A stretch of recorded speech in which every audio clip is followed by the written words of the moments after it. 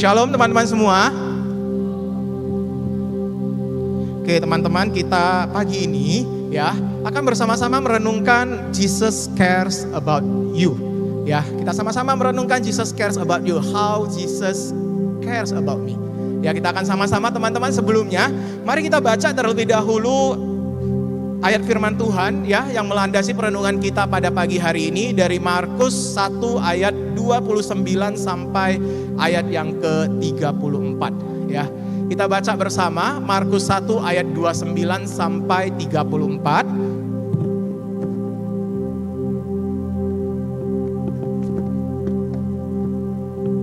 Kita baca sama-sama teman-teman ya, ayat yang sudah ada di slide ini dari versi terjemahan baru yang kedua. Kita baca sama-sama ya teman-temannya, ada 1, 2, 3, 4, 5, 6 ayat aja. Oke, kita baca sama-sama ya, Markus 1 ayat 29 sampai 34. Sekeluarnya dari rumah ibadat itu, Yesus bersama Yakobus dan Yohanes masuk ke dalam rumah Simon dan Andreas. Ibu mertua Simon terbaring karena demam. Mereka segera memberitahukan keadaannya kepada Yesus. Ia mendekat dan sambil memegang tangannya, ia membangunkan dia dan demam itu meninggalkan dia dan perempuan itu melayani mereka. Menjelang malam sesudah matahari terbenam, dibawalah kepada Yesus semua orang yang menderita sakit dan yang kerasukan setan.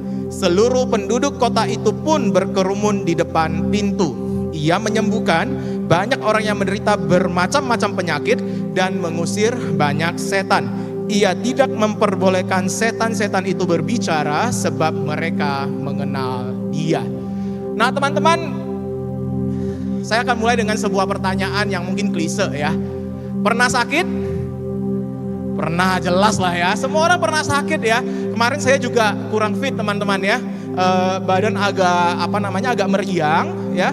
Tenggorokan juga agak panas dalam mungkin ya. Jadi kayak kurang fit, lemas seharian teman-teman. Ya saya percaya semua kita pasti pernah sakit. Dan kalau lagi sakit, kita pasti menantikan ada seseorang, ya mungkin ada teman, ada orang tua yang memperhatikan kita teman-teman ya. Saya teringat pada tahun 2018, di awal tahun 2018 ya, Januari 2018. Waktu itu sepulang dari gereja ya, terjadinya kira-kira pertengahan bulan teman-teman ya, tanggal belasan dari tahun 2018 bulan Januari itu. Saya pulang dari gereja ya, tiba-tiba rasanya badan ini demam ya. Saya memegang dahi saya cukup panas ya. Biasanya kalau sudah begitu saya minum obat pereda demam ya dan pergi beristirahat. Setelah saya bangun, tidak juga lebih baik kondisinya, malah semakin panas ya suhu tubuh saya. Akhirnya orang tua saya bilang, ya sudah kita ke rumah sakit aja, jangan tunggu lagi. Ya karena memang saya sendiri dulu pernah ya kena demam, kena DBD ya, demam berdarah teman-teman ya, sampai suhunya hampir 40 dan waktu itu juga diopname di rumah sakit ya. Jadi dengan kejadian yang pernah terjadi itu ya, kami tidak lagi mau tunggu-tunggu, jadi langsung ke rumah sakit ya, dicek sama dokter, diinfus, dikasih pereda demam. Demamnya turun sedikit aja teman-teman ya, tidak lebih baik ya, dan akhirnya dokter memutuskan untuk menyuruh saya opname saja. Teman-teman, di tengah berbaring di ranjang rumah sakit, bosan pastinya ya. Buat kalian yang pernah masuk rumah sakit, memang ya di sana ada suster yang merawat, ya mungkin ada orang tua kita yang merawat, ada yang kasih makan sehari 3 kali, mungkin sampai 5 kali. Tapi dibandingkan tidur di rumah sakit dengan tidur di rumah, saya percaya kita pasti milih tidur di rumah ya, daripada di rumah sakit, nggak enak ya. Walaupun mungkin teman-teman ada yang punya ini ya, punya asuransi gratis masuk rumah sakit, gak usah bayar, serasa tinggal di hotel. Tapi pasti tidak ada yang mau tinggal di rumah sakit teman-teman. Begitu pula itu yang saya rasakan ya, saya rasakan bosan ya, tidak bisa ngapa-ngapain. Tapi di tengah kebosanan itu ada seorang yang mengirimkan pesan ke WA saya. Gimana kondisinya? Sudah baik kan? Bisa tidur enggak? Teman-teman membaca WA itu ya, membaca pesan WA itu, langsung yang tadinya lemas, tidak bertenaga, langsung jadi semangat teman-teman. Ya, WA itu dikirim dari seseorang yang tinggal jauh sekali dari Medan, ya harus naik pesawat sekitar 4 sampai 5 jam baru bisa di sana. Walaupun dia tidak hadir di samping saya, tetapi pesan yang dia kirimkan, WA yang dia kirimkan itu menunjukkan dia memberi perhatian kepada saya. Dan perhatian lewat WA itu saja teman-teman sudah membuat saya semangat dan pengen cepat-cepat sembuh teman-teman. Teman-teman, saya percaya setiap kita pasti mengharapkan perhatian. Mungkin kamu bilang, enggak lah, saya enggak suka rame-rame sama orang lain, saya suka menyendiri. Walaupun kamu suka menyendiri, saya percaya kamu juga pasti berharap ada seseorang yang memperhatikan kamu. Setiap orang pasti mengharapkan adanya perhatian. Tapi bisakah manusia memberikan kita perhatian yang kita butuhkan? Terkadang mungkin kamu berharap orang tuamu memberikan kamu perhatian. Mungkin kamu lagi galau, putus cinta. Ya, kamu cerita ke orang tuamu bilang, enggak lah, dulu papa mama waktu pacaran enggak kayak gitu. Kalian sekarang kok pacaran kayak gitu sih? Dikit-dikit bilang mau putus, dikit-dikit bilang mau putus. Enggak, orang tuamu enggak, bisa jadi orang tuamu enggak mengerti apa yang kamu rasakan. Waktu kamu mungkin lagi stres belajar, kamu cerita ke temanmu. Besok kamu mau ujian, kamu enggak bisa, kamu minta tolong temanmu. Mungkin temanmu mengejek kamu, yang gampang kayak gini masa kamu enggak bisa? Bisa juga mungkin kamu cerita ke hamba Tuhan di gereja. Kamu cerita ke saya juga bisa jadi tidak mengerti apa yang kamu rasakan teman-teman. Kamu mengharapkan ada perhatian dari orang-orang yang kamu ajak bicara, dari orang-orang yang ada di sekitarmu. Tapi terkadang mereka tidak bisa memberikan kamu perhatian yang kamu butuhkan. Hanya Yesus teman-teman yang bisa mempedulikan kita 24/7. 24 jam sehari dan 7 hari dalam seminggu. Only Jesus cares about us teman-teman. 24 jam sehari dan 7 hari seminggu. Bagaimana bentuk kepedulian Yesus itu? How Jesus cares about us? Teman-teman, saya ajak kita untuk mereview kembali ya apa yang disampaikan ya oleh Cwanto Purnama minggu lalu di tempat ini. Ada yang masih ingat kisah tentang siapa? Wah. Ada yang masih ingat? Yang minggu lalu datang, saya lihat banyak ya minggu lalu datang ya. Masih ingat minggu lalu Cwanto Purnama khotbah tentang apa? Atau tentang siapa? Ya, oke, mungkin malu-malu jawab gak apa-apa ya, jawab di dalam hati ya teman-teman ya. Teman-teman minggu lalu saya percaya pasti ingat lah ya.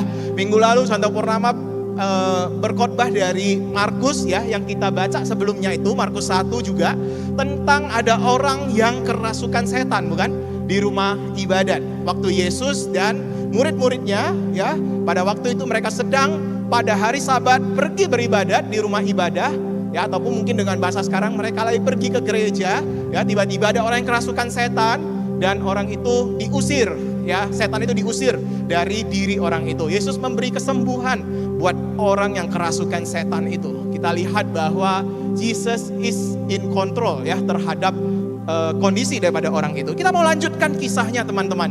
Teman-teman, sepulang ya dari rumah ibadat ya, Yesus dan murid-muridnya pergi ke rumahnya Simon. Teman-teman, memang yang akan saya ceritakan ini sedikit saya bumbui ya. Memang tidak tertulis di dalam Alkitab ya, tapi para sarjana Alkitab, para teolog ya memperkirakan bisa jadi seperti ini ya. Jadi Simon itu ya diajak, bukan Simon, Yesus ya dan murid-muridnya yang lain diajak pergi ke rumah Simon. Ya, kalau kita lihat nanti teks berikutnya kita bisa menemukan bahwa ya memang nanti mereka akan dilayani ya, atau kira-kira dengan bahasa sekarang mereka diajak makan ya oleh Simon. Ya, dia diajak Yesus dan teman-temannya, Yesus dan murid-muridnya ya diajak ke rumahnya Simon untuk makan malam. Nah, teman-teman, setelah mereka ya diajak oleh Simon, ya mereka pun pergi ke rumah Simon. Yesus dan ada murid-muridnya yang lain. Sampai di rumah Simon, ya Simon buka pintu. Mungkin dia berharap pada saat itu ada bau ikan goreng, bau iga bakar, ya atau bau sesuatu yang enak lah.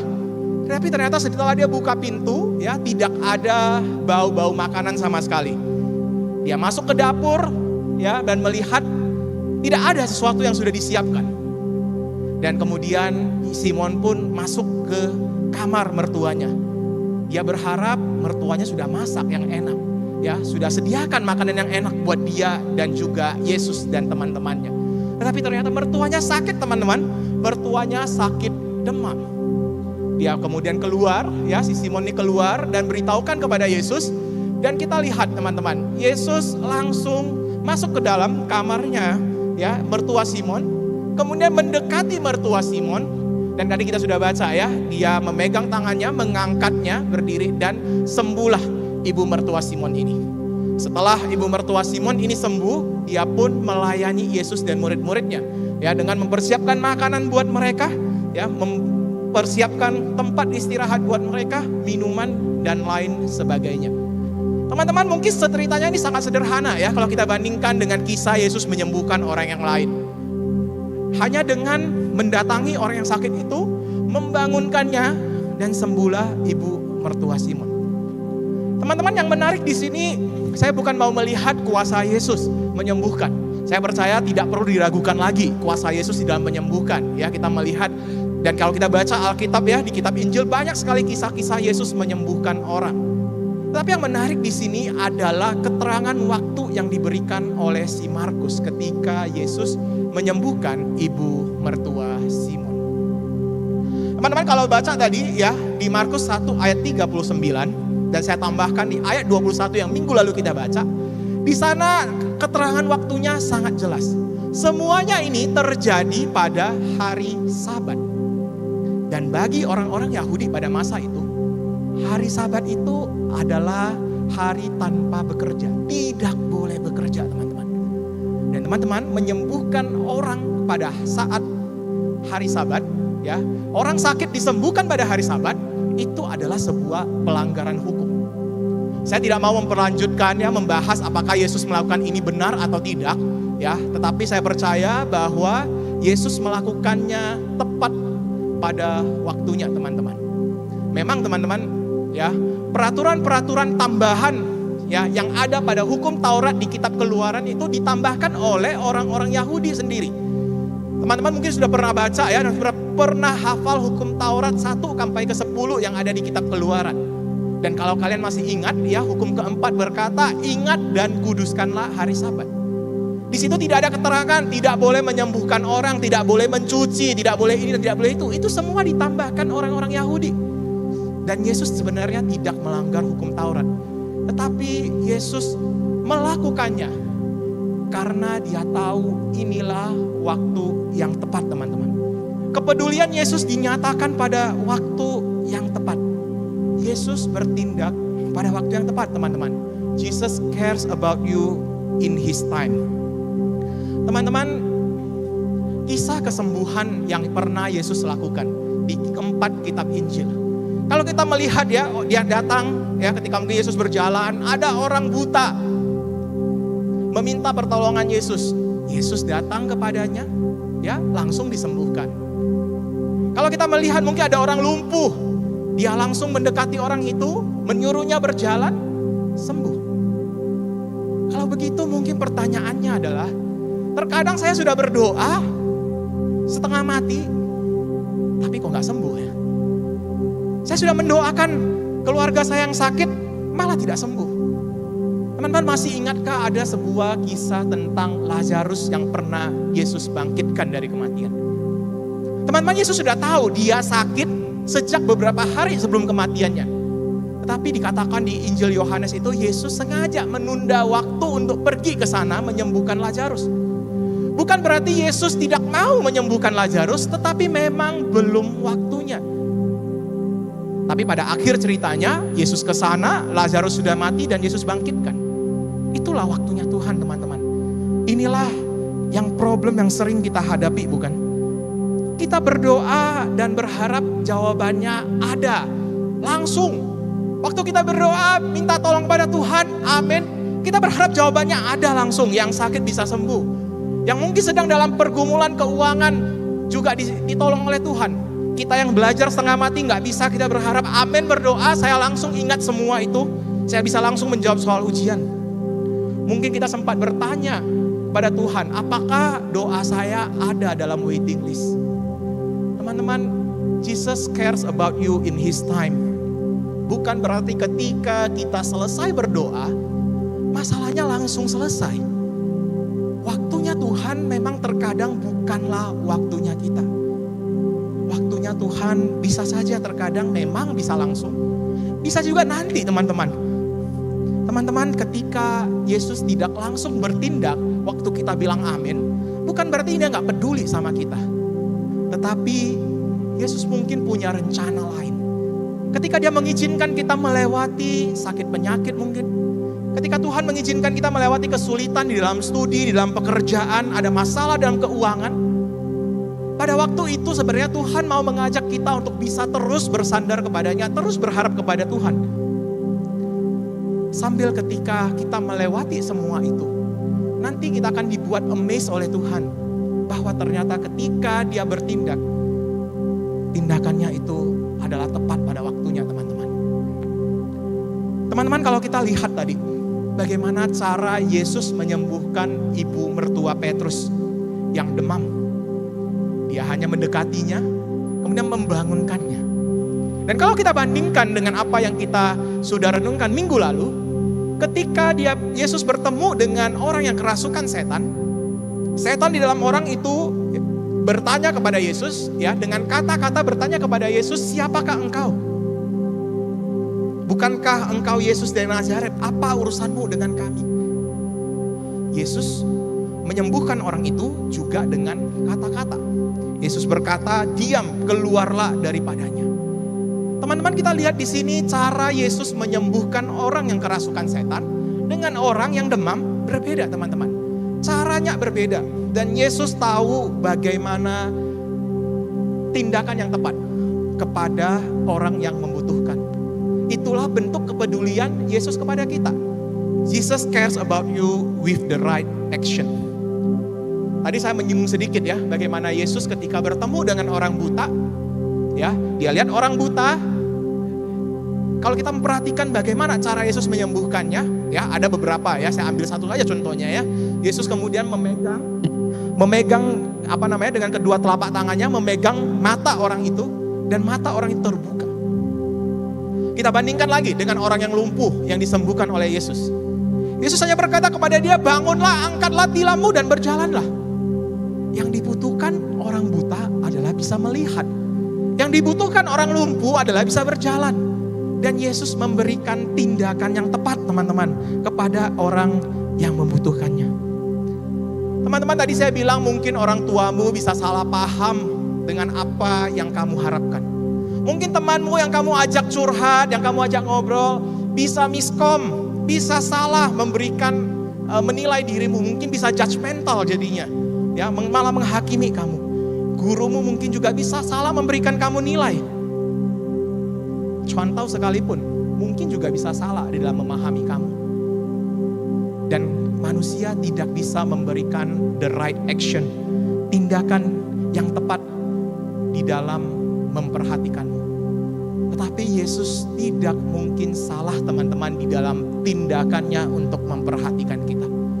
Yesus tahu apa yang kita butuhkan. Oleh karena itu teman-teman, ketika kita berdoa, ketika kita meminta kepada Tuhan, kadang kita kita memang perlu teman-teman buka mata kita lebih besar. Jangan pakai kacamata kuda yang hanya lihatnya lurus teman-teman. Terkadang Yesus bisa menggunakan orang-orang yang ada di sekitar kita, di sekeliling kita, untuk menolong kita ketika kita lagi susah. Oleh karena itu kita butuh buka mata kita lebih luas, lebih besar, melihat sekeliling kita, melihat bagaimana Tuhan menolong kita. Kepedulian yang bisa Yesus berikan mungkin lewat orang tua kita yang merawat kita ketika sakit. Ketika sakit Tuhan bisa pakai teman-temanmu datang kepadamu, ya, menjenguk kamu di rumah sakit, ya, memberikan kamu mungkin buah-buahan, ya, memberikan kamu kata-kata. Ketika kamu sedang sedih lagi galau, Tuhan bisa hadirkan teman-temanmu, ya, mungkin ada orang lain juga untuk mendengar kamu curhat. Tuhan juga bisa berbicara kepadamu lewat firman-Nya. Lewat Alkitab teman-teman, Tuhan bisa menghibur kamu, bisa menguatkan kamu. Bahkan lewat pujian, lewat khotbah, ya, lewat apapun itu medianya, Tuhan bisa bekerja dan memberikan tindakan yang tepat untuk memperhatikan kamu. Teman-teman, kalau kita lihat kisah lanjutan, ya, setelah Yesus dan murid-muridnya makan, setelah mertuanya Simon Petrus disembuhkan, tadi kita baca ya, banyak orang-orang sakit dan kerasukan setan yang dibawa kepada Yesus. Dan menariknya teman-teman, banyak itu bisa jadi ratusan teman-teman ya. Kalau kita memperhatikan bahasa asli Alkitabnya, bukan hanya 10, bukan hanya 100. Tapi apa yang dilakukan Yesus kepada orang-orang sakit yang datang? Yesus bisa saja mungkin dengan meniupkan angin orang-orang itu sembuh ya. Yang sakit demam, buta, lumpuh, tuli semuanya sembuh dalam waktu yang sama. Setan-setan pun diusir pada waktu yang sama. Tapi Yesus tidak melakukan pengobatan massal seperti itu. Tapi Yesus did it personally. Yesus memberikan personal touch kepada orang-orang itu. Teman-teman, tadi kita bukan sudah melihat ya, ketika Yesus menyembuhkan orang yang berbeda-beda, dia menggunakan tindakan yang berbeda-beda sesuai kebutuhan orang. Dan pada momen itu juga, walaupun banyak sekali orang yang datang meminta kesembuhan kepada Yesus, Yesus juga melakukannya secara personal. Yang buta ya disembuhkan dengan cara yang berbeda. Yang lumpuh disembuhkan juga dengan cara yang berbeda. Yang kerasukan setan juga disembuhkan dengan cara yang berbeda. Dan kalau pada waktu itu Yesus memperhatikan orang-orang itu dengan cara yang personal, hari ini pun Yesus mau perhatikan kita dengan cara yang personal teman-teman. Kepedulian Yesus kepada kita juga bersifat personal. Mungkin kamu bilang ya, masalah aku mah sama lah dengan anak-anak remaja lain.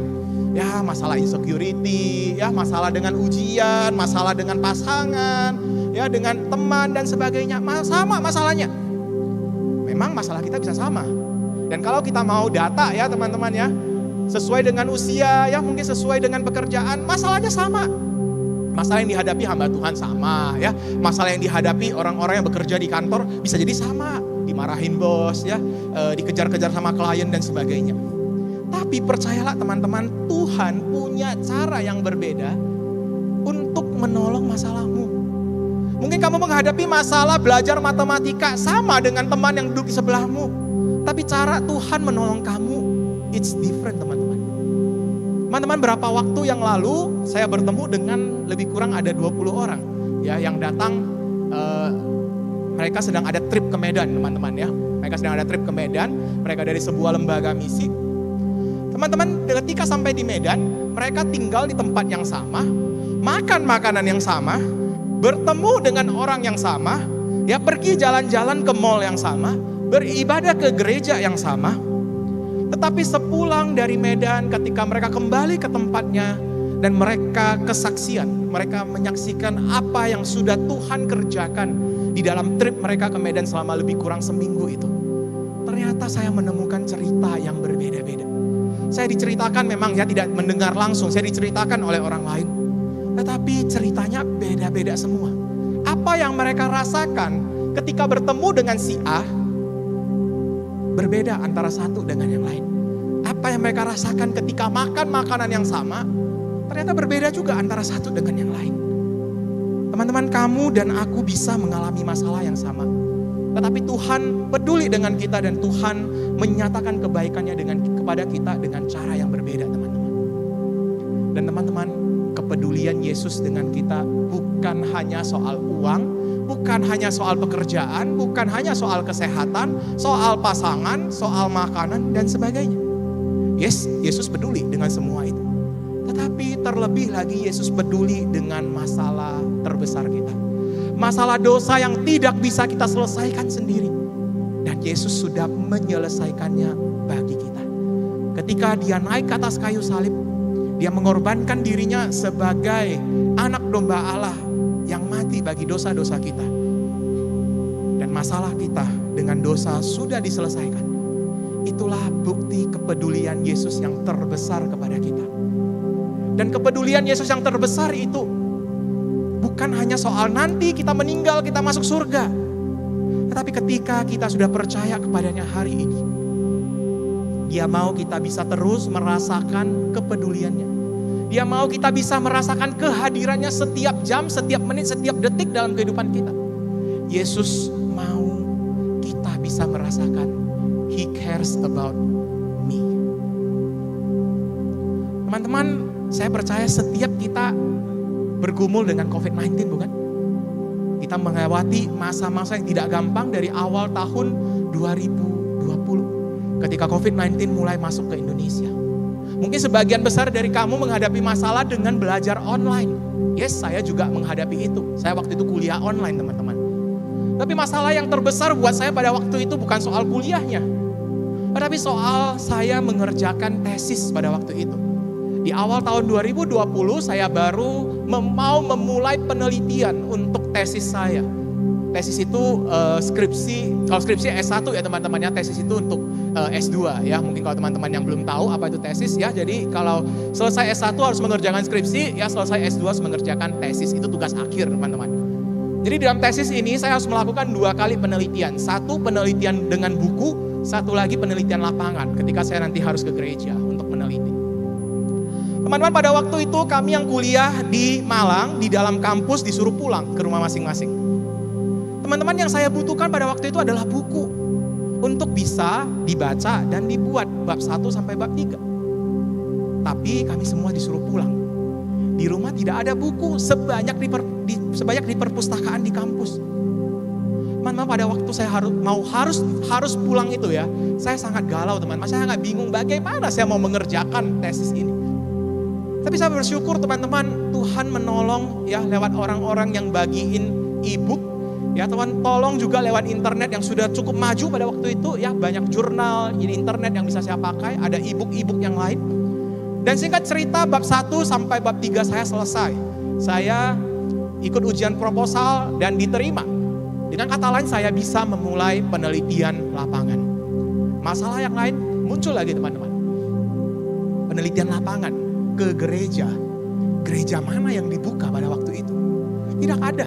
Semua orang beribadah di rumah, beribadah dengan online. Yang saya teliti adalah tentang pemuritan teman-teman, tentang kelompok kecil. Mau cari dari mana? Tapi teman-teman, sungguh luar biasa pekerjaan Tuhan. Ketika proposal saya selesai direvisi dan saya akan memulai penelitian, ada sebuah gereja yang saya dekati sebelumnya menerima ya bahwa saya boleh meneliti di sana. Karena mereka melakukan pertemuan kelompok kecil secara online. Jadi saya bisa meneliti mereka. Ada objek yang bisa diteliti. Teman-teman, setelah saya selesai melakukan penelitian, ya saya menyelesaikan tesis saya. Dan akhirnya saya pada Desember ya tahun 2021 menyelesaikan semua tanggung jawab studi saya ya di saat Malang.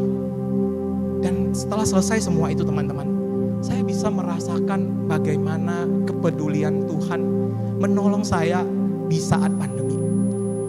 Mungkin ada kamu yang juga bergumul dalam masalah studi. Tapi cara Tuhan menolongmu ya bisa selesai SMA, bisa melewati 2 tahun sekolah online. Tentunya berbeda bukan dengan apa yang saya alami ketika saya kuliah online. Saya tidak tahu masalah apa yang kita hadapi satu persatu. Mungkin kamu yang bergumul dengan kuliah, mungkin kamu yang bergumul dengan pekerjaan pada waktu itu. Bukankah semua kita bisa melewati masa pandemi yang tidak gampang itu? Bukankah ada kepedulian Tuhan di sana teman-teman bagi kita? Teman-teman, kalau hari ini kamu sedang baik-baik saja, ya, kamu sedang oke, sedang fine, no problem happen to you, bersyukurlah untuk semua itu. Yes, Yesus peduli dengan kamu. Jesus cares about you. Dan ada anugerah-anugerah Tuhan yang bisa kamu rasakan lewat kebaikan Tuhan itu. Tapi kalau hari ini, mungkin kamu sedang mengalami banyak pergumulan. Kamu mungkin sedang bergumul tentang pasangan, sedang bergumul tentang keuangan, sedang bergumul tentang pekerjaan, tentang studi, kuliah, sekolah. Mungkin besok ada yang mau ujian dan masih belum selesai belajarnya. Teman-teman, dalam kondisi buruk pun Yesus hadir dan Yesus mau peduli dengan kita. Jesus cares about you in His time. Jesus cares about you with the right action. Jesus cares about you personally. Teman-teman, bagian kita hanyalah datang kepada Tuhan dan minta Tuhan tolong kita. Bagian kita adalah terus membangun relasi dengan Tuhan, datang kepada Tuhan dan minta Tuhan tolong kita. Dan mari kita lihat mari kita buka mata kita dan kita akan bisa lihat bagaimana Tuhan peduli dengan kita. Kiranya Tuhan yang tolong kita teman-teman ya, untuk bisa merasakan kepedulian Tuhan itu kepada kita.